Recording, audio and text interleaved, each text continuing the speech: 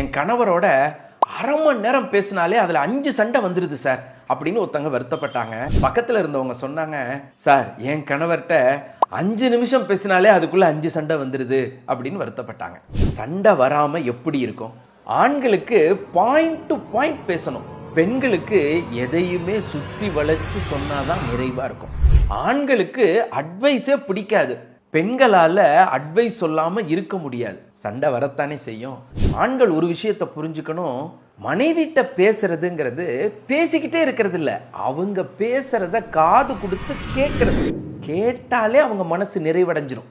பெண்கள் இதை ஃபாலோ பண்ணுங்க. கணவருக்கு அறிவுரை சொல்லாதீங்க, ஆலோசனை சொல்லுங்க.